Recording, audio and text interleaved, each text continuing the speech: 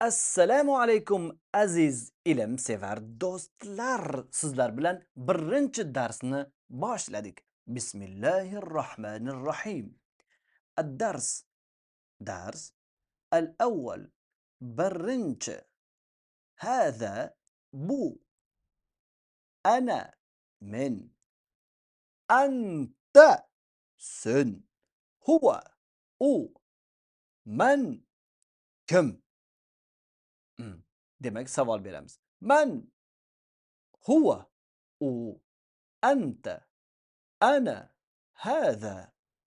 Mana shu so'zlarni yodlab olishingiz kerak.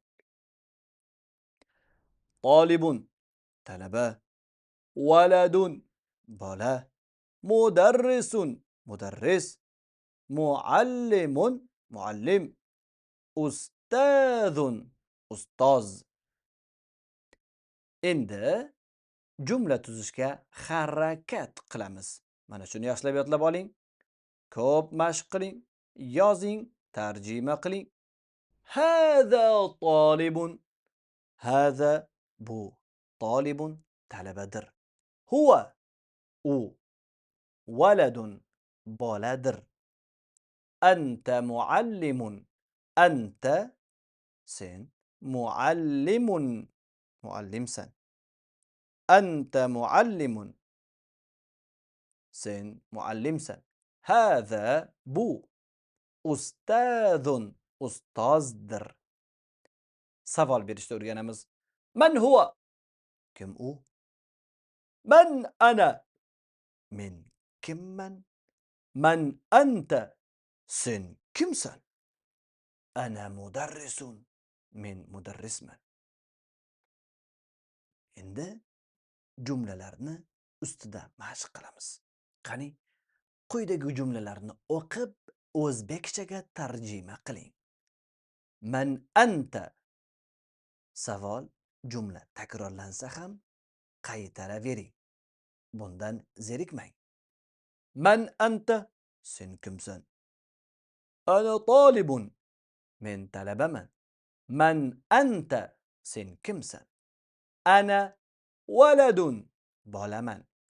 Man anta? Sen kimsan?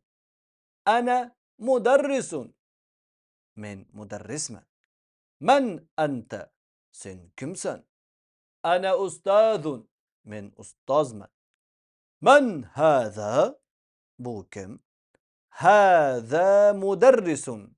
Qolgan jumlalarni ham mana shu tarzda o'qib, tarjima qilib, o'zbekchadan arabchaga tarjima qilib, ko'p takror qilasiz.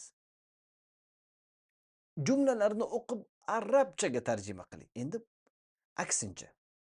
Sen kimsan? Man anta? Men talabaman. Ana talibun. Sen kimsan? Man anta? Men ustozman. Ana ustadun.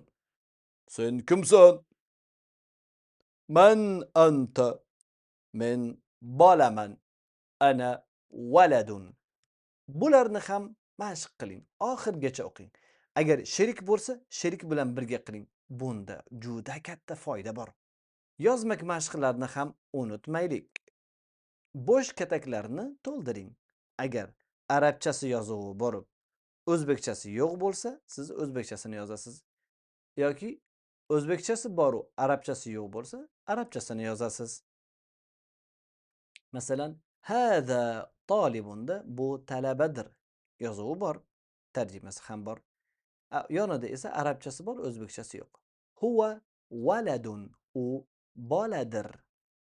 Mana shu joyga siz u boladir o'zbekchasini yozib qo'yishingiz kerak. Qolganlarida ham shundoq.